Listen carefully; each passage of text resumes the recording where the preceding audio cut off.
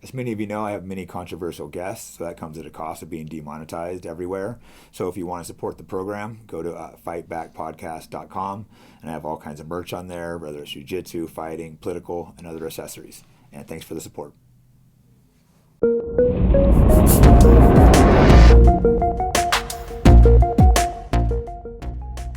John's always like talking shit on people. I'm like so nice. I make fun of Islam, but I'll just have to. No, you guys, as you should. You do the right thing. But the shitty thing is, I got a lot of Islamic friends, so I probably shouldn't.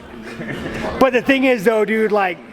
There's nothing is, just let it go. Just stop it there. Yes, just stop it there. I know. Here's the thing. But the problem is, you guys just need to. No, the problem is, I'm agnostic, but you guys just need to come to Christ. Because once you become to Christ, no Christian ever comes up to me and says, "Hey, Sean, you said this. I can't be your friend." They just yell at you and tell you you're going to hell with God's love. I respect that. Yes. I remember I told the story Hey, Sean, wrong. I'm gonna shut the fuck up. I thought some people were trying to fight me here in the gym, but I guess I told it wrong. Remember you're mad at me in the podcast? No, dude. Fuck your story up. Dude, like, the thing about Muslims, dude, they're real. Trying to fight me here, but he said I told the story. No, dude, like, Muslims are actually really nice people, man. Where, like. See? You admitted it.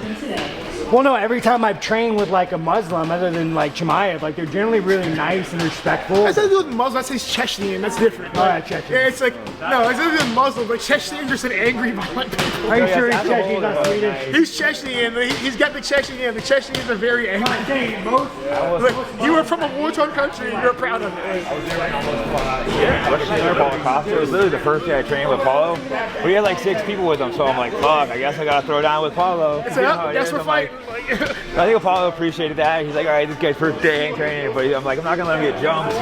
Yeah, Chris is one of the few guys I spar here now that I'm older, and it's not because he sucks. It's because he matches my pace. If I come Because in I'm old. if I come in and go 10%, he go 10%. If I go 70%, he go 70%. A lot of these young guys, they got names. I come in, they want to fight me. And I'll do that occasionally, but it's like when you're training once, twice a week, I go, Yeah, it's I fight these guys. So this is the guy. There's certain people who are like, okay, like you put your time in, like the OGs, like Jay Hiran can still scrap too, but like you don't go 100% on Jay Hiran. You're gonna let him just set the pace. He's right? coming in like if you follow the OGs, you follow their pace. Like it's young guys gotta learn. It doesn't mean you don't go hard sometimes. No. They start going hard back with you. But you let exactly if someone's I'm a little older now, but the older guys come in, I'd let them set. When I was young, I tried to beat their asses actually. But then I got older. I'm older shit too, so I get it. But no, you have some of the most unusual fucking boxing angles. You hit me with like sometimes that straight left. Like, I'm fucking pretty hard to hit. I don't know if you want to break down that straight left you do. It's fucking. This is what I show a lot. As we talk about today. So, as a southpaw with the orthodox open stance is we've got this big open space. We have opposite lead hands. So one of the things that's going to be hard as a Southie is this lane is open, but I'm really far back, right? So what happens is we'll be here moving, and I'll throw and I'm too far back. So one of the ways I do that works for me a lot, I show this a lot, it's one of my favorites, is I'm gonna cheat my shoulders now. So we're playing, I'm gonna touch, I'm gonna throw this punch, I won't hit him, but I don't pull it back to here. Normally in my stance, my hands are gonna be here, my shoulders are gonna be back, behind. I fight really bladed, so my shoulders are usually really far back. So we're here, I'll throw, and I reset here. My shoulders are square, my rear shoulder is still forward. So instead of being here, boom, I reset here. So the issue becomes now, once we have this pattern where boom, so I'm parrying every time. We have that pattern. He knows the speed of that. Yeah, I think I found so the now, range. boom, I'm here. It doesn't reset all the way. I've taken about 6 inches from here to here. I've shorted about 6 inches, 4 to 6 inches. That's a lot of speed to where boom, now it's here. So I'm usually not gonna knock you out with that shot, but I'm gonna break your rhythm and I'm gonna surprise you. It's like a hard jab with the right hand, it knocks the head and a lot back. of times we'll knock the head back, he comes back, and we bring his head back for the hook. So the way that works is we're here, we set the pattern. Touch him, boom, boom. He's starting to see now, he's got a timing. When he starts parrying my rear hand with his rear hand, I know that he's like, okay, I've got his timing, I know where it is. So now we're gonna play, boom. My shoulder I've relaxed, reset, comes across, So he's expecting me, he's not looking at me, he's doing, in a fight guys, you're doing 75 calculations a fucking second, right? You're trying to do all this stuff. So 9 out of 10 times, most people miss that I don't go here because we set the pattern already. So much going on, yeah. We're going here, set the pattern, boom, set the pattern, boom, boom. Clean, and people, it surprised me because no one throws that. It's fun, it works a lot. Open stance, so the really trick is set that pattern. Make sure that we're here, boom. He sees it, boom. Boom, he sees it, that's fine, boom. That's a short punch, guys. So in order to do any damage here at all, I don't want to push here. I'm gonna pull my right shoulder back. Right here, boom, comes in. Yeah, he said it's probably a knock-out punch, but it gets a good. It's not gonna knock you out, but it's gonna snap your head back. Bam, like, oh, this fucker, how'd you get me with that? So that's one of my favorite ones for sure. Are you following your feet, or where are your feet? What's your footwork on? So I'm always, for rear hands, I'm always gonna try to track to your foot to outside. Ideally, I want to be open stance. I want to be just outside this foot. But with a good guy, and watch modern MMA, you have people don't know with Southpaw, people are fighting over this foot line a lot of times. This is one of the more important battles of who's getting outside. So if you watch modern fights, like watch anybody with Volkanovski. Volkanovski is good at not letting guys get outside his front foot to where he's playing, go play here. So if I'm too focused on doing this, we're gonna have this weird foot battle going on all the time to where you see guys moving. People usually in fights aren't stalling. You're fighting, when that happens, you're like, oh, why aren't they fighting? Well, it's dangerous. That's what's happening. It's dangerous for me to try to fight him here inside. He's gonna starch me. So you don't want to be the guy to do that. But I don't want to have this really long, protracted, like, oh, we gotta do it here. So one of the ways I'm doing that is when we're throwing those combos here. Boom. Anytime I pull my left hand back, I'm gonna step with my jab and step outside. Boom. So we're here. Boom, boom, boom. It lets me cheat that angle a little bit. So we're here. Boom, boom, boom. Then we're there. I throw, boom, we're already there. And now I just don't reset. So now, he can reset and try to go outside, but look how far I am. Like, yeah, it's still bad. So, he got the choice of either exiting, left, right, or back, or staying there. But once I'm here, we get here, boom, this is close range. To exit safely, you need to fight. So this is where that punch comes in. If he just steps back, I'm gonna blast him. If he steps off, I can chase him and still blast him. So in order to get out, we're kind of forcing him to have to fight his way out. We get here, boom, he's gotta fight his way out, and there we go. Yeah, it's good. No, yeah, I've been hit with that a few times. That's why I was asking about it. That shot just comes, I think I'm fine, then bam, I'm like, fucker. It snaps the head back. I was gonna tell you the Cuban body, he's fucking Cuban former world champion. He's like, it kept surprising me. I'm just like, yeah. Like, I don't think anyone else ever hit me with that, or not that I noticed. So it's not gonna knock you out, but enough of them, like, you'll start, like, I opened it, copied off his nose really bad. He's just fucking bleeding. I'm like, yeah, bro, I think I broke his nose with it. You also do a lot of, like, your unorthodox kind of covering. Like, say if I'm unloading on you, so you, like, kind of slip, or where you show your shoulder a lot, huh? So yeah. So for me, I've been a welterweight my entire career. I got signed in UFC at 85. Fighting big so guys, it's like I really had to, like, I've always been a defensive guy, but like at 85, my style had to change a little bit because people are big, man. Like I'm a very small 85er. People are big. So for me, on the flip side though, I'm a very forward fighter. Yeah. So for me, I have to be able to get close to do damage, and because I'm 5'10", but I can't just get blasted. So if you look at some of the old school boxers, like Joe Frazier is one of my favorites. Same as with Duran, even Hagler, to where Frazier would fight behind, kind of like Foreman, we fight here. So I tend to go. People go Philly shell, but in MMA, people are really bad at Philly shell. You can't just do this. It's not gonna work. Like you're gonna get punched through. So when I'm here, I'm trying to blend those guards to where I'll go. A lot of times we're here, I'll high guard. If I'm going forward, I'm gonna high guard. If I want to fight you, I'm gonna high guard because it lets me move my feet. When I Philly shell, it's harder to move into you because I have to lean my weight back. So this is less me going forward and we're in this spot, and I'm kind of like, I'm countering and going between your punches. So I'm going forward, boom, I want to be here so I can move. If we're here, we're in the same spot, we're fighting, I can be defensive here. I can parry go, boom, boom, it changes. But I can't just be here. Yeah. So what happens is I tell people there's different positions. So you don't want to stay there the whole time after you guys make the mistake. 2, yeah, 3. So that's the angle. So 1, 2, 3. Boom. So I need to be able to play those positions. People want to do this. This. I'm just like you're not. My hands have to be able to move. Your hands. Boom. Yeah, because you're rolling. That's what you're doing. How you roll right there. So sometimes I'll throw that jab, boom, boom, deflect, go, boom, boom, boom. You'll come back. So Uppercut too, right? Well, I need to be able to. So for me, I don't like to offensively fight from here, but I use this like once I can get an opening. So he throws here. So boom, he throws, boom. This is my opening. Once that happens, I'm gonna step outside his foot, I don't like fighting from, I'm not fucking Floyd. I don't like throwing from here because it's hard for me to generate offense. So once I get that opening, I'm gonna step into my high guard. I go back into my high guard. So boom here, boom, boom, and now I can go back.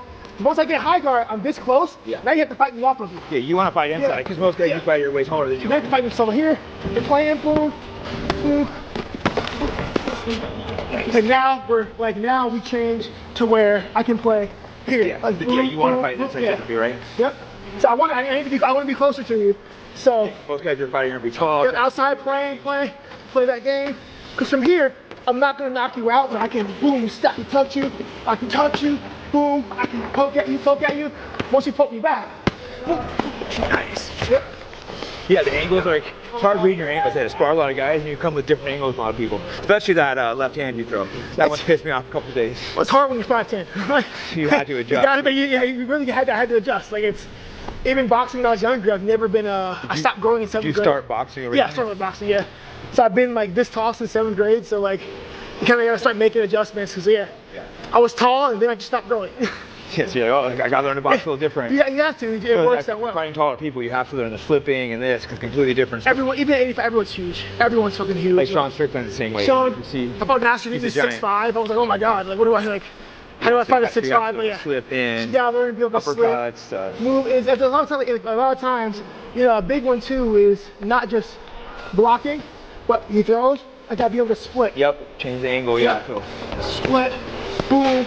And then start moving in. Yeah. It's a totally different game too versus if it's a southpaw orthodox. You see southpaw, left leg forwards, right leg forwards. Some people watching might know anything about fighting, so it's completely different versus if I go southpaw too, it completely changes the stances are so different now. Very, very big difference. So I prefer so most, if you guys don't know, most people are fight orthodox, which is your left hand forward, rear hand back, right? So southpaw is a bit weirder, it's reversed. And fighting other southpaws hate fighting southpaws. I love fighting southpaws. Yeah, most southpaws hate it. Because the issue is, if he's orthodox, switch. The issue is now, in fighting, boxing, even in MMA, kickboxing, your jab is your close weapon, right? That's your most important weapon. When we're opposite stances, our jabs run into each other. See how we're pawing each other? This is the hard fight. If he's southpaw, or we're the same stance, we're orthodox, southpaw, this is our lane. So now you have the ability to use more of your lead hand to do stuff. But when you're southpaw, you start running into that rear hand, this rear hand. So now this is where that foot battle comes in.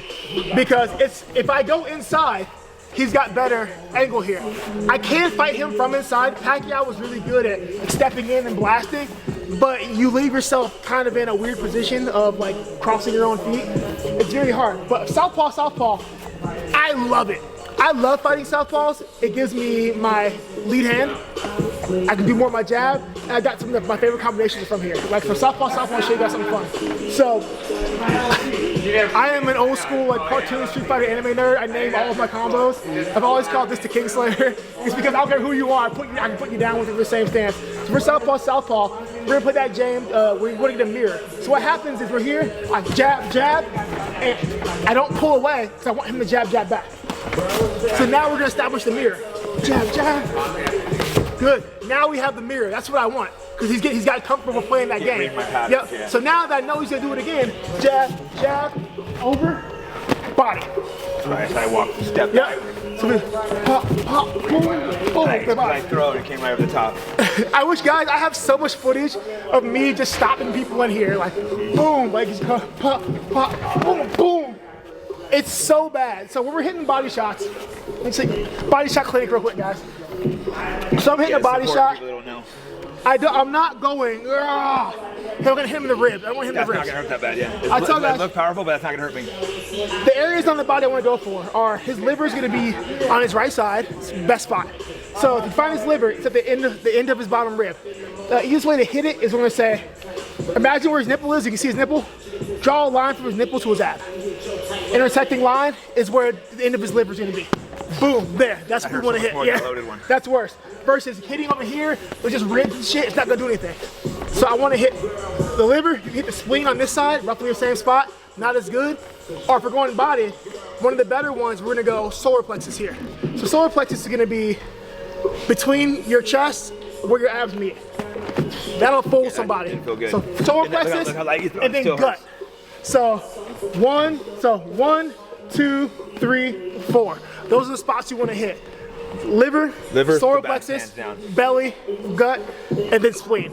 But liver is king. Liver is Usually always when you see a king. tough fighter who goes down with a body shot, it's generally the liver. Yeah. It could be the solar plexus or something too. Yeah, it's usually- but when you see a tough guy like just go down like that, like So- Stipe versus Jones or something, it's the spinning back kick to the liver. Solar plexus, you hit a guy with solar plexus. That can put you down, too. He's like a fish. He's like, he starts, but you hit a guy in the liver, he hits that liver, you see him get Your hit. body can literally see. You'll see him back up, fight, and then he goes down like, oh, or you see guys get hit and they start doing this.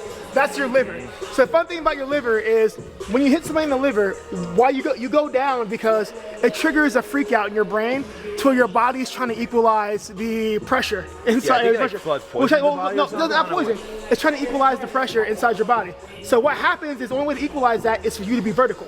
So when your liver is doing that, it's wanting you to lay down so your body can come back to homeostasis. Yeah. Because it can recover pretty quick. I mean, not always. Everyone wants to hit the liver. It too want your hard, body but a lot wants of you times to it lay can bounce down back pretty quick. to equal out the pressure in your body. It's like no, because you create that, it expands, pushes in. It's not normal, so your body's like lay down, equalize pressure, come back to homeostasis, and then like everything start over. Which like you can recover from it, but you need to be down because your body's like, we don't do this. Like you're not supposed to be hit there. I'd like to add to young fighters, if you're ever hitting the liver, do not show you're hurt. I was taught this lesson the hard way. First day sparring Chuck Liddell, he came in and freaking liver. I go, oh, I thought he was gonna back off, and he came and just triple, bam, bam, bam, Yep. just flattened me. I was like in shock, dude. I'm just flattened on the ground, and he looks at me and he's like, don't ever show you're hurt. Never show you're hurt, guys. Never forgot that lesson. So it's like, Never. And remember, so ideally you don't have to learn the way I did. yeah, don't show your hurt. If I hit you in the liver and I show you show Poker you're face. hurt, I'm gonna kill you. Yeah, because if he hits me in the liver and I do this, Yeah. he's gonna come. Yeah, I'm coming again. But remember, like the big thing is, guys, if you're new to liver punching or body punching, understand that it's like it's investing money in the bank. You're building interest. It's probably not going to stop him on the first one, but after about 15, even if you're not good, you land 15 body punches in a round, he's going to hurt. You land 15 body punches in the course of the fight, he's going to hurt. It builds up. Don't go for 1, go for 10. Yep, couldn't agree more. So I think that was great. I don't think it's really much. Just thanks a lot. Methylene blue has been used for over 100 years for medical purposes and recently surged back into popularity. It has been shown to help repair brain tissue and improve memory, cognitive function, energy, and mood. Research suggests that methylene blue could have neuroprotective effects, possibly aiding in conditions like Alzheimer's, Parkinson's, and depression. Go to MerakiMedicinal.com and use the promo code FIGHTBACK for a discount. Here with Chris Curtis, friend. We were been friends for years, trained together. We were in the middle of a conversation. I forget what the fuck we were just talking about, but I think now kinda fucked over there. we're going to constitutionalism. Yeah, Like, we were in. He's the token liberal at the gym. Apparently, I'm the most liberal person in the gym. Apparently, but I don't even consider myself to be a liberal. Like Yeah. I tend to be more left leaning, like center left. But I'm looking at myself constitutionalist. I think we have a framework in place, and I think that I don't care who you are, like the left, right, center, you shouldn't be able to skirt the Constitution. No, I Like, agree. It exists for a reason. The amendments exist for a reason because, like, no, Constitution is not perfect when written, which is why we have amendments. Because, like, as time goes on, like, you know, society changes. That's why we amend the Constitution. But you can't just say, like, fuck it, I'm in charge. Like, it's America. We have kings. Like, we don't have kings. Like, We have someone that thinks they're a king in charge right now. But the thing is, like, it's people like, oh, you hate Trump. Why do I hate Trump? I hate anyone who, like, who toes the line on certain things. But I'm like, no, like, this is clearly written. We was talking about like, the pardon thing. Oh, yeah. I was like, you can't declare someone else's pardon on Constitution. It's not a thing. Like, we have, there's a lot of framework in place that blatantly, like, specifies what the president's pardon is. And, you know, there's different cases when pardons have been overturned. But those are very niche specific I didn't know they cases. ever overturned a pardon. So you can. So the way a pardon works is that you have to issue the pardon, and it has to be received, and then it's then ratified. If I issue you a pardon and you never actually receive it, you don't acknowledge and receive Imagine if it. you got pardoned and you didn't get it, and you're like, psych, you're back in jail. But if that happened though before, they were like, bro, he didn't receive his pardon, so it's void. Like it's void. But if it's issued and received, it is like you can't. There's no going back. And like, what a time to be alive. Right, crazy. No, but with the politics, I think a lot of the labeling is bullshit anyways. They say left versus right, but a lot of times if you actually talk to someone, you realize you agree on like 80% of the shit. And that's the really shitty thing right now, this current political climate, which makes me really sad, is like people are so quick to throw like left, right, whatever. And the thing is, it's not even left or right anymore. It's liberal and MAGA now, which is like, so we've gone both from sides left, are extreme and crazy. We've gone from left, right to liberal versus MAGA, and like that's where it's gotten really weird. And like once you, even left, right was a, you know, you can still find center. Like left, right, what's the middle? Center, right? Yeah. Liberal, MAGA, there's no center term. So now we've taken away the center. There are only two camps now. Yeah, and I'm not either one of those. So I'm a fucking exile because I'm not MAGA or I'm not liberal. So I'm one of those exiles. I'm not a MAGA person. People say, "Are you liberal?" I lean more liberal, but there's a lot of liberal policies. So I'm like, this is stupid. But not like woke shit. No, I'm very big on border control. I'm like, no, it's like we. Are you? Oh, interesting. Yeah, I'm very. I've always Bernie used to believe that shit. It's crazy how a lot of the left switched on the border because of Trump. So the thing is, it's never been. I don't think for most sane people, it's ever been an issue of border control. It's how you go about doing it. Yeah. Like I was against the wall. This is stupid. Yeah. Like this is not a thing. And like cartels laugh at us. Like that's not the thing. I've always been like, okay, we need better border security. How do we do that? Well, we stop funding ridiculous like fucking military projects that we don't use. I agree with you on that. You ever seen the Linnell battleship that the Navy bought? Spent billions of dollars on a warship program. They built two. Then like, you know what? We don't like it. And just gave them away or something. But there's two built. Then just cancel the program. Like, what do those two ships do? They're just kind of sit around. We get billions for wars, Ukraine and Israel. There's shit we don't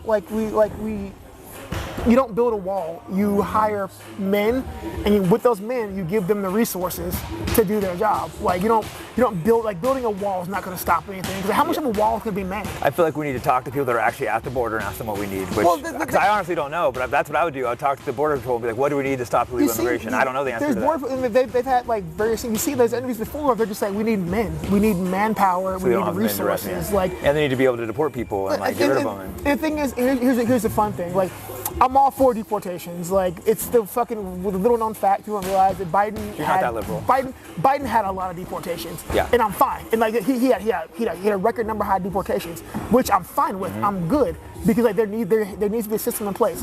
That being said, with deporting people, there needs to be nuance about how the system works. Because like as we don't want to admit it, post World War II, the U.S. we're a very big asylum country. Yeah. People come here to escape other things, and it's the role we took on post World War II. We went from being isolationist to a superpower, and doing that, we kind of opened our borders. We became a melting pot hub, right? So you can't just turn that off. Yeah, I think we did it too quick, in my opinion. So we need to like pause for a second, reevaluate, and come up with a strategy. I have no issue with like pausing immigration because you can't. It's hard to fix the system when it's ongoing. Yeah, when you like sit, have a conversation, be like, well, what's the solution? I don't have a exact solution. I'm not like one of these hardcore anti-immigration people either. I think a lot of immigrants add to the country. But I think my big fear is though, if you just say stop when you do that, like you put people at risk now. And so one of the things I heard in Trump's first term, which I hated, I think it's the dumbest shit I've ever heard. People were like, oh, well, what about the bad people that get in? I'm like, well, that's every system. And people would say, oh, well, think about you had a pack of 1,000 M&Ms and there are 2 poisonous ones that would kill you immediately. Would you still eat them? I'm like, no, but at the same time, if I don't eat the other M&Ms, they don't die. They don't starve to death. They're not murdered. You can't control, you can't, do a 1-to-1 ratio for people and fucking Skittles, all right? Like, whatever, it's not the same thing. So there needs to be, I am 100% for border control. Like, you'll never catch me saying, like, no, open borders. Yeah, like, no, let everyone come through. Insane idea. Like, we're the U.S. But you're okay with some immigration? We have built a country on immigration. I think instead of saying, like, oh, he's doing the shit we're doing, we need to really, and it's not, you can't blame Trump for this. This has been a problem since the Reagan era, is we kind of Reagan broke the immigration system and no one ever went back to fix it. A lot of people don't know that Reagan's the one that did it. That's the liberals, they're always attacking, but Reagan's literally the one that opened Reagan fucking broke a lot of systems and no one has gone back to fix the system. And you so looked up to by conservatives. It's so weird because he did so much fucked up shit. Ronald Reagan was an actor. So I should have known Trump, but Ronald Reagan was the first actor to be given a government job. And people are like, oh, Reagan's great. I'm like, Reagan ruined this country for years. Like, Reagan started a downhill slide that has only picked up. And like, a lot of conservatives do get the shit for, like, George Bush made things worse. He was awful, but most conservatives admit he was awful. But you're right, George Bush made Reagan things started worse. it, but conservatives don't want to admit that. At the same time, Bill Clinton like lowered our debt, but at the same time, Bill Clinton created a system that wouldn't make it. He created an unsustainable system. So, like, yes, Bill Clinton did lower the debt, but like it was going to come like. At a cost. It was going to come. It was a time bomb, and that happened. That's fine. I don't think Obama really blew. Like, Obama did lower the debt, and I think a lot of his plans were going to be costly, but they would pay out. It's just. Who's your favorite like recent president at the last like 10 or so, or do you not really like any of them? Or are you big fans of any of them, or no? I like that you're criticizing both sides. Most people will do that. I've never been a fan of a president. I've never bought a hat. I've never bought a shirt. I actually bought a MAGA Trump like 2016 because people were freaking out, so I just did it to piss people off. Shits and giggles. It was like punk rock at the time. But there you go. So for me, my thing is this: I am such a big believer in the biggest mistake we've made as a country is putting politicians on pedestals and making them rock stars. Agree with you. Your politicians aren't celebrities; they're not fucking rock stars. They're public servants. But I'll never say I'm a fan of a president. You'll never see me. I don't go to rallies. I think rallies are stupid. You'll never see me wear the merch. I'm like, no, I'm hiring you to do a fucking job. And like it's not like I fucking hate this modern thing to where we hold them up they like put Trump they're like idols. a god. It's insane because I like some things about Trump. I don't like some things about him. But when I first started criticizing him, I lost literally thousands of followers. I can accept Donald Trump as in a cabinet position somewhere because like Trump has lost a lot. He's failed a lot of businesses, but he can fuck with money. Like I think as a cabinet position member somewhere, he wouldn't be. He is funny though. You agree with that or no? He's pretty funny. He's funny, but at the same time, like I remember not too long ago during this last election, I saw an interview with Undertaker, and he's like, "Oh, he made politics fun again." I'm like, politics is supposed to be fun. You fucking good moron. point. He did make politics fun, but that might not be a good thing. It's not supposed to be fun. It's not a game. Like this is not a game. Like right now, we're beefing with our closest allies. Like Trump created the I forgot what the fucking acronyms for it, but the agreement between the U.S., Canada, and Mexico, his first term, right? Oh yeah, beefing with them. And then he just blew that up. And I'm like, it's like, oh, they're cheating. I'm like, you made this agreement. Yeah. Like this was you. Okay, like we are beefing with our two closest like trade partners, and now they're talking about. Well, the stock market's been crashing. I've lost so much money in the stock market. I don't know if you have stocks, but I lost so much money in the stock market the last couple months. Like, talk to fucking Strickland about that. Trump's economy. I don't even want to look at my fucking returns. It's brutal. So so the thing is, it's going to cost us. Like we can't. I think he's had a very old school mentality about the U.S. being just better than everyone else, and we are a superpower. Yeah. But ever since the Cold War, we've kind of had this geopolitical agreement with the rest of the world, with Europe and Canada and whatnot, to like, we're a unit, and you can't suddenly say we're better than you and pull ourselves out of that because we've created an interdependence between us, Europe, and our allies, right? So think about it this way. Think about how much money we spent in the F-35 program, right? It's a crazy, over-expensive. It's a good plane, don't get me wrong. People say F-35 sucks. You're wrong. It's a great plane. But it's a very expensive program, massive cost overruns. How did we pay for that? We got our allies to chip into the program, right? Yeah. Canada has an order of like 88. The UK's like 130-something. Like, we've got a lot of like other allies in this. Canada right now has paid 16 million, I think, 16 billion into the program for their first 18 fighters, right? Yeah. Or maybe it's 18 for 16, whatever, same difference. They're talking about canceling the rest of their order because of the bullshit we're doing. Bullshit. Yeah, and going with either, they're not going to do domestic on the Air Force, the aviation industry, but going to Europe for their fighter needs. So Europe's talking about like, fuck it, like we'll do it in-house. It gets tricky, exactly. We want to build more shit in America. I agree with that aspect, but we can't just be like, fuck you to the countries, add all these tariffs, that drives up prices to us. 100%. So like, here's the thing, like tariffs have been around, people don't realize this, tariffs have been around since the beginning of time, since the beginning of fucking, the modern world. And we've used tariffs like successfully in the past, selectively. Like you don't, maybe cars. To try we've to had tariff wars before, and it only costs us money in the long run. So I they're complex. There can be some advantages to them, but we don't want tariffs and everything. It drives all our prices up. I am all for American manufacturing, but you can't slap a tariff on all your allies and then say we're going to bring manufacturing back. I don't think people understand how much manufacturing costs to start up. Like the reason why it's expensive in the U.S. The issue is in like this. this Obama had a hand in this a little bit, and so did fucking George Bush. But once again, Ronald Reagan, thank you, Ronald Reagan. Reagan outsourced a lot of American manufacturing. Like we closed a lot of factories. This is why Detroit became Detroit. It's really? like we closed. I didn't know that. Yeah, wow. Well, his programs were like stuff the that he beginning of enacted this. that made this happening. So fucking Ronald Reagan, man. But like Obama kind of had the same issue to where like.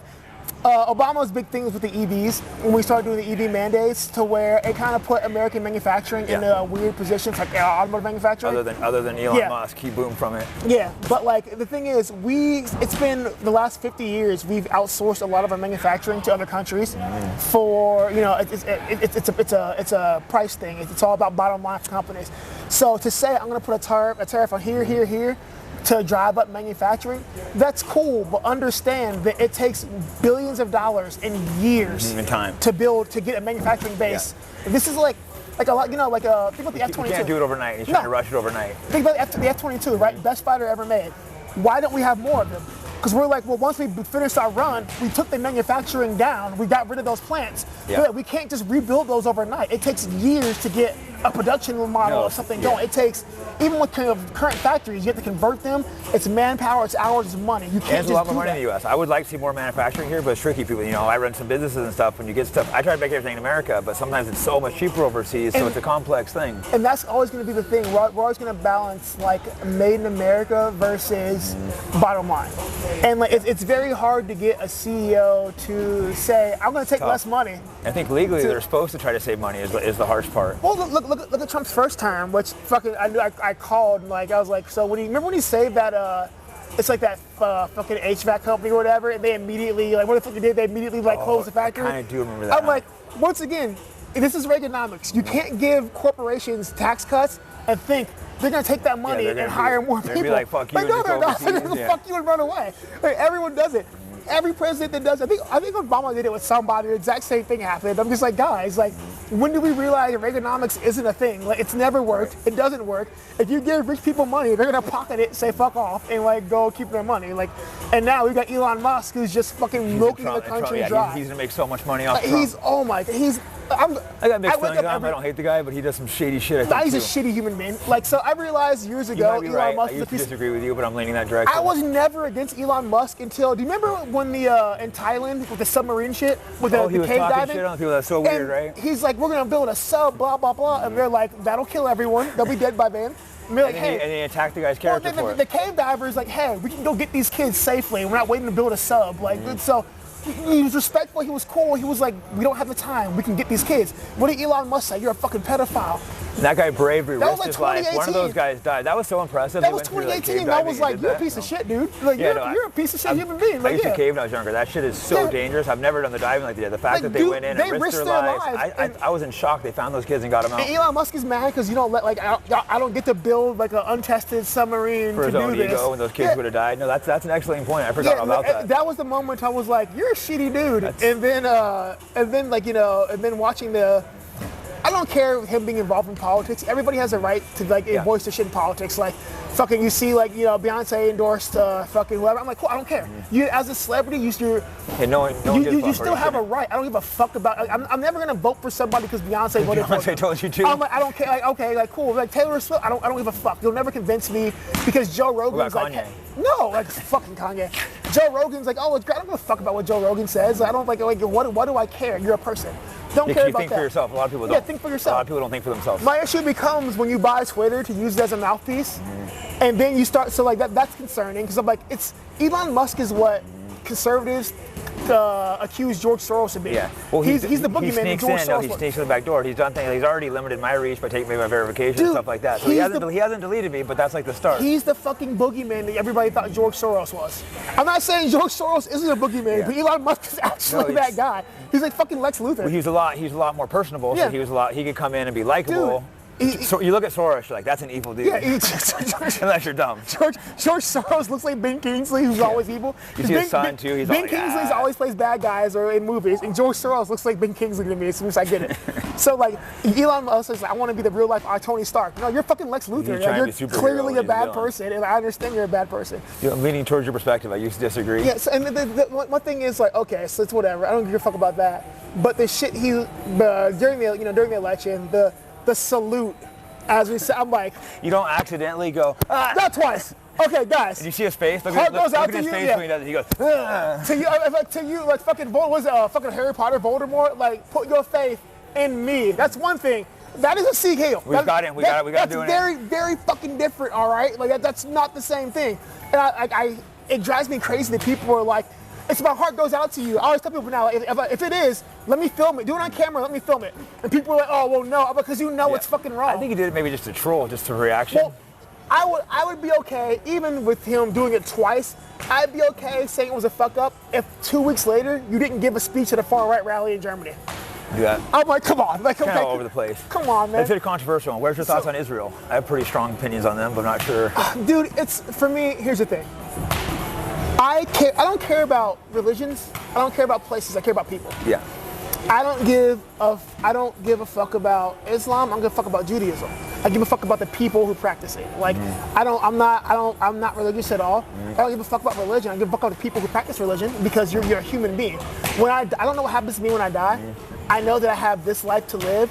I don't want to suffer in my life. I don't want to see other people suffer. So I don't I know that there's a lot of history to your religion. Yeah. I don't give a fuck about that. My issue with Israel and same issue with Islam is that with the Middle East, this is a problem that religion has perpetuated for the last couple of thousand years. It's only gonna be the same. Like I don't think it'll ever get better because of religion. I don't think the U.S. should be funding. I strongly should be funding. I think it's not just religion. I think it's a lot of the people from Israel are actually atheists there. A lot of it was more of a political movement. But it becomes such an encultured thing. I think they use religion as kind of a shield when really it's more of a political movement. We're holding a stake between two dogs that have starved and fought. We should just stop funding every side. Just stop giving fucking money. It's that simple. It'll perpetuate until I think as long as we're funding, it's going to perpetuate. Guys, we're the fucking U.S. Trump's talking about going to war with Iran. I'm sure you're against that, right? I think that's absurd. I refuse to believe that as the U.S., with the money we've spent funding wars and in Israel with the Israel and Palestine killing each other, you can't tell me we couldn't have used that money to find a way to get this to stop. Yeah, do something. We have funded people, and at some point we have funded Arabs and Muslims. At one point we're currently funding the Jewish Israelis. Yeah. We fund all sides. The money we have spent since the fucking 70s, we could not have found a way to use that money to think of how great America could be. Bro, it's even America. Think about the money we've already given them. So let's just say let's get a number. Let's just say it's way low. It's way more than that. Let's just use $500 billion. Yeah, it's way more than that. We couldn't have used that $500 billion to find a way to help them come to terms. I don't know if they're willing to. I don't want to get too deep to this, but I don't think the Israeli side is willing to. Maybe the Palestinians, maybe either side, because they don't give land up. But there's all these hard. One of their prime ministers at one point was trying to push for peace, and he was assassinated by a Jewish Israeli guy, a guy who's like a hardcore Zionist. The hardcore Zionists don't want peace; they want all the land. And the same with the Muslims too. So I'm not sure. When I look at Israel and Palestine, my heart fucking breaks. I think we should stay out of it. I have so many Israeli friends. I have so many Palestinian friends, and it's crazy because in Vegas everybody gets along. But you see, I talk to my Jewish friends, I talk to my Palestinian friends, and you see that their fucking heart breaks, man. They're worried about their family and their fucking culture. I fucking hate it. Yeah, you see videos especially Palestine kids getting blown up. They're not obviously October 7th was bad, but it's a long history. But look what's happening now. Just like there's supposed to be a ceasefire and they bomb, killing hundreds of kids. You got Israel really is occupying Palestine right now. But at the same time, how many Israelis have died in fucking rockets? It's complex. I'm strongly on the Palestinian side, but it's a complex, and this is not. We can get into this topic another time because it would like a good hour conversation. I'll say I really think Netanyahu's gone too fucking wild with the occupation. I'm like, you, as any occupying force in history, in any civilized modern country, an occupying force has an obligation to take care of the civilian. So when you occupy something, like what does it mean? You're not just conquering. When you occupy something, you are taking administrative control of an area. And so, if you're not occupied, that place has administrative council, right? The government that takes care of it. When you occupy, you take over that role. You have an obligation to the citizens to do that. I understand how fucking pissed you are about what happened with what was the date? October 7th, yeah. I fucking get it. I fucking get it. I think Hamas really fucked Palestine right there. Netanyahu was funding them too, by the way. Who? Netanyahu was funding Hamas. He wanted that attack to happen. That's a complex issue, but it's weird. I'm not sure, but I understand how fuck Hamas. I think Hamas really did fuck Palestine there because like, you brought an angry people down. But at the same time, it's like any fucking thing. It's like a child. It's just over. You tell a child, you can be mad. I get that you can be mad, but you still have a responsibility to behave. You're not going to beat your son up when he acts up. Exactly. It breaks my heart, man. I fucking hate the entire situation. No, it's sad. I think America just stopped funding either side, and Israel would be forced to negotiate with them. I think so. The thing with Israel, I get that like you're in the middle of a fucking like war zone where like all your neighbors hate you. I think that we can offer support to Israel for like, like Iran's right there and Iran hates you. And we can offer support without fucking like letting you come off the track. I think they'd be forced to negotiate for basically like we're going to stop helping you militarily. All of a sudden they're like, oh, you got to be nicer to our neighbors. We're giving them all the top of the fucking weapons. I don't think we do enough because like right now I think we do a disservice to Israel and Palestine because we continue this war. And it's just like, bro, like people are going to die. Like Israelis are going to die and Palestinians are going to die. And for fucking what? Yeah, I don't want to see anyone die. 20 years from now, we're going to be doing the exact same fucking thing as we have for the last 100 Since fucking like 1948, this has been going on. Exactly, and America just keeps funding it. If we're gonna fund and send money, we need a better hand in this to like make it stop. And like I fucking love, by the way, that in Israel and fucking Ukraine, Trump's like day one we'll cut a deal. And then now the wars are escalating. I'm like you're gonna end the generations war on day one. Like all right, yeah. But that just proves it's complex. But we always have a war. We were in Afghanistan 20 years, and then we went right to Ukraine. Dude, I had to talk to somebody the other day. I'm like, oh, it's about my music choices. Like, oh, it's like so old. I was like, guys, understand. I was in 7th grade when 9/11 happened. I was in fucking health class in the fucking study hall. They wheeled in TVs, and I watched people, fucking planes hit their World Trade Centers, and people jump out of buildings, and nothing ever got better. And I was like, we've been at war. The war on terror, nothing's fixed. It's like the war on drugs. Nothing ever got better. So like, it sucks. I'm tired of seeing it, man. And like for me, I think that's why like I'm so like pissed off about Russia and Ukraine. I'm sorry. I know we will disagree here. Yeah. I am a big fuck Russia person. Okay, I'm not a big fuck Russia person. I am a big fuck Russia person for the sheer habit. Russia doesn't give a fuck about. So the thing is, it's not so not fuck Russia, fuck Putin. So I have a lot of Russian friends who are fucking great. And I have a lot of Russian friends who are like this. What's cool about fighting? We get to be friends with everyone. So I think that I have a lot of fucking Russian friends that I love who are great people. Fuck Vladimir Putin, because you've dragged your country and your people through this shit for so long, and people are just like, bro, I don't like. Even Russians don't want this. They're like, what? They're like, why the Russians are like, why the fuck are we in Ukraine? Yeah, it's complex. I mean, I don't know enough about it, but I do know he was saying they can't be NATO. The Crimea thing's a little more complex. The only issue is like, I still don't think America should be involved in the war. Here's what I call bullshit with the can't be NATO. They're like, oh well, NATO became too close. Well, remember when he moved into Crimea the first time, and like, so at what point? The people are arguing like, oh well, he only attacked Ukraine because they're talking about joining NATO, and it prevents them from joining NATO. I think he wanted to come back. I don't think it was just that. The thing is, like, but we've watched Russia invade other countries. They said they wouldn't, and they go ahead and do it anyway. You can't. An agreement with Russia on paper means nothing. Yeah, Vladimir Putin has proven I don't think they're our great ally, but I think we could negotiate with them a little more. We will never negotiate. I honestly don't feel like as long as Vladimir Putin is in control of Russia, we'll never reach that point because he doesn't. Like, if you look at geopolitically, the things he's done, he very clearly wants Soviet borders back. Like, he's a former KGB. Yeah, I don't think that's happening, though. He's a former KGB guy. Like, you can tell, like, the moves he's made, you want former Soviet borders back. It'll never happen. Yeah, there's no I don't think we'll ever come to terms with Vladimir Putin. And I, honestly, fuck appeasing Vladimir Putin. Do you think we should at least have talks with him, though? I think at this point, we should always have talks, but understand we've had talks before, and he doesn't give a fuck. Like, which is why he's in Ukraine now. Ukraine. So remember when Ukraine got rid of their nuclear weapons under the agreement that we would have security guarantees from the U.S. and Russia wouldn't Well, I know the revolution in 2014 was U.S. They had a pro-Russia president, and U.S. helped which is back fine, that. but understand, overthrow. So it does get a little complex. Ukraine, and I don't have a strong opinion on this. I just don't want to be giving them money. Ukraine got rid of their nuclear arsenal because they had securities agreements from the United States. The security agreement was if anything were to happen, the United States would back you. And then on part of that agreement, Russia was like, we'll stay out of it. Like Russia, for the longest time, so one of the big things that happens was Ukraine didn't let Russia renew a securities agreement to use, Sevastopol, whatever, their port. And Russia needed that port, and Ukraine was like, no, we're taking it back.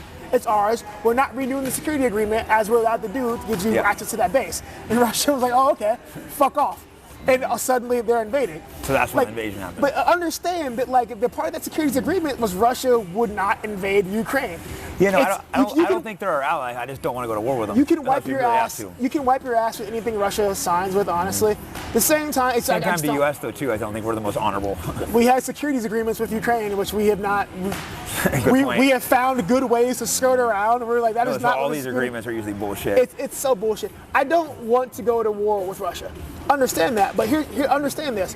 People that get mad about the money we're sending to Ukraine. So first of all, the money we're sending to Ukraine, the numbers you get aren't dollar bills. We're not just handing stacks of money. That's not how this works. Because I had a conversation with another fighter here the other day. He's like, we're sending weapons, right? Well, we send a lot of, then again, once again, what weapons are we sending is what matters. What do we send? Drones. 90% of the stuff we send are surplus stuff that we have that it's older shit. But it gives them an excuse to keep making shit, though, too. The military once again, complex. Can't be a liberal. What does that do? Complex. What does that do? I mean, it's jobs, but it's still our tax dollars. Yeah, but our tax dollars are going somewhere. But we're not giving money away. We're not giving piles of money. The other day with a fighter, 2 weeks ago, I talked with a fighter, and he's like, "Oh, well, what about?" They said there was $115 million sent to Ukraine. 115 billion. But 15 billion. They said they only got 75 billion. So where did the rest of that go? He's like, Joe Biden's money laundering. I'm like, you can I think there is some of that too, probably. First of all, it's the U.S. government. There's always money laundering somewhere. Not just Joe Biden by any means. It's a government. Like I don't care who you are. I think every president has done some slightly shady shit. It's what presidents do. Unfortunately, I agree It's with how the country goes.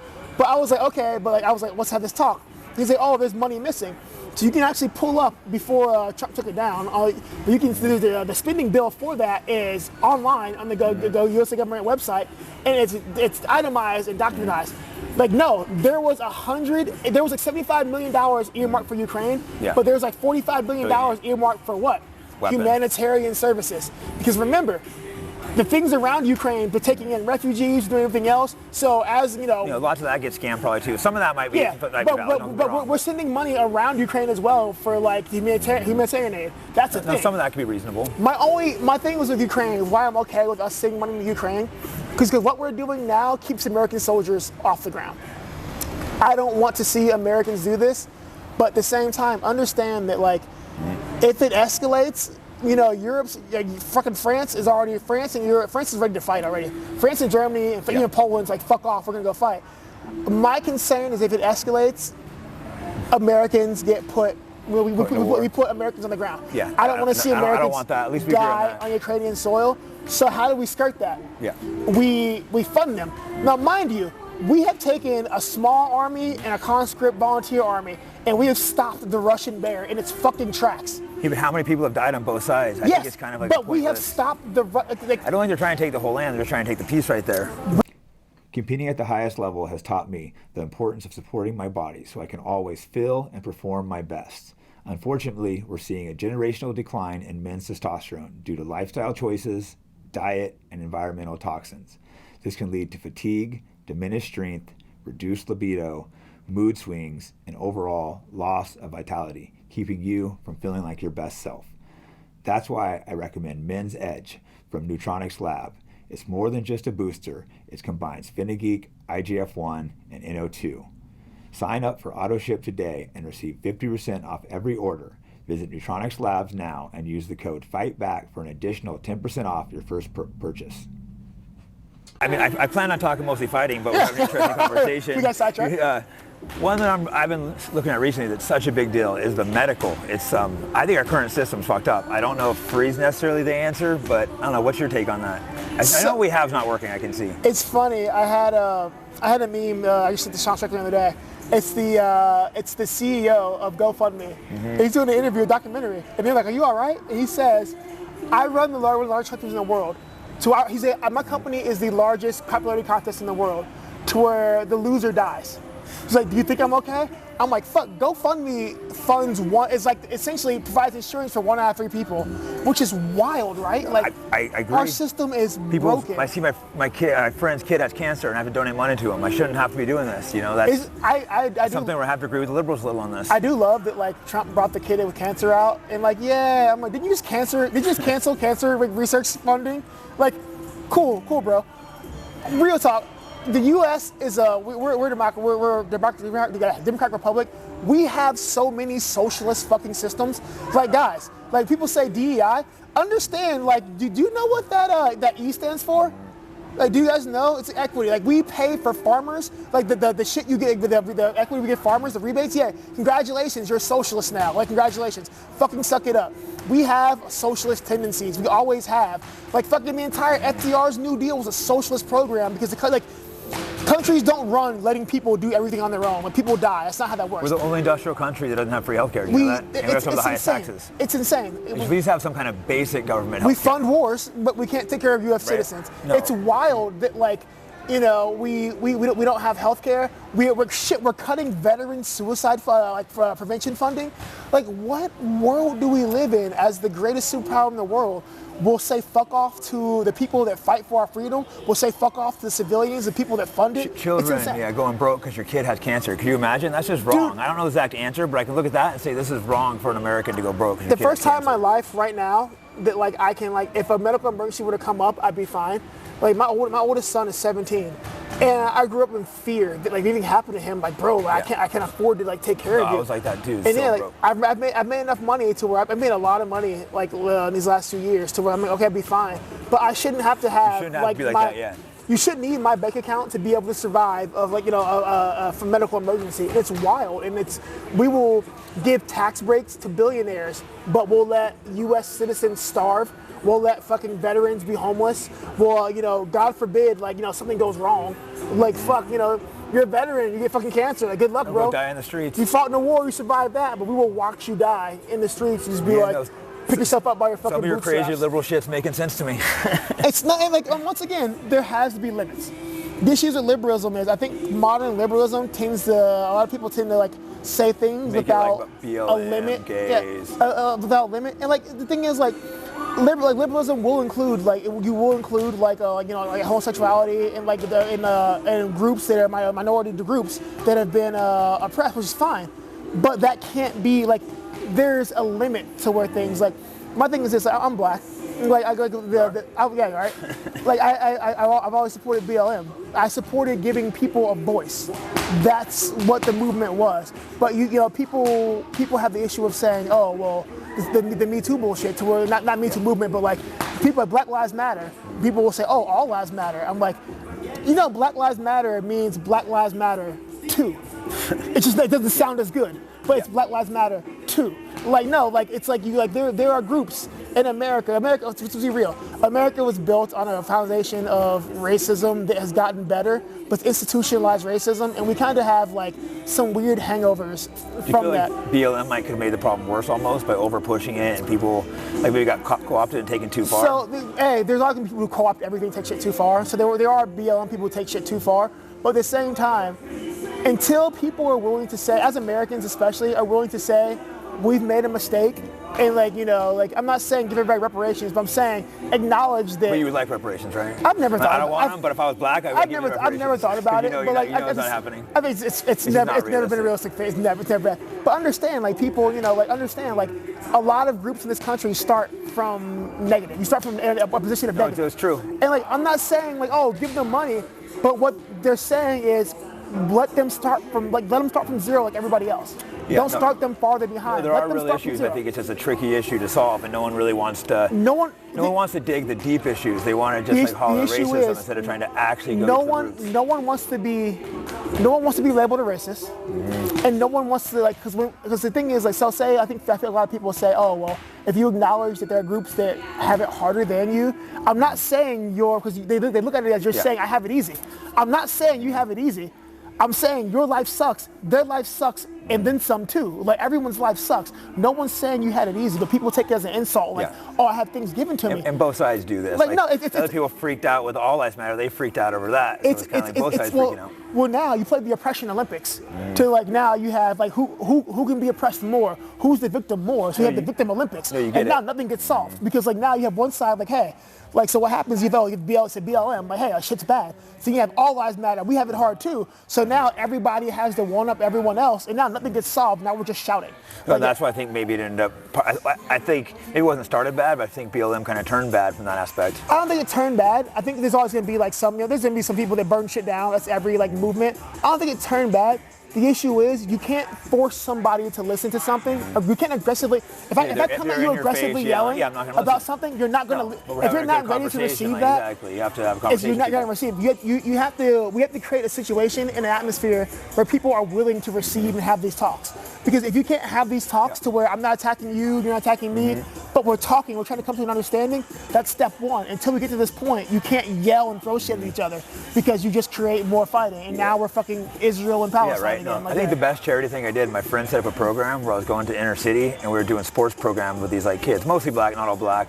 But then we started bringing the cops in, and this was actually making a difference. It was getting cops and inner city kids working out together. One kid told me this was the first white person I've ever been comfortable around. That was so weird for me to hear. It was so shocking to hear that. You can't nothing's gonna be solved overnight. And I think the thing is, everyone wants to, especially because we're in this fucking social media generation, everybody wants to come up, talk to the white guy, talk to the black guy, film it. We made things better. That's not how shit gets done. You throw some money on camera, it's a very long, tedious, slow process. It's a multi-year process. So people want to jump people want results now, and if you don't have results now, everyone falls apart. And people have to be willing to understand that we're coming.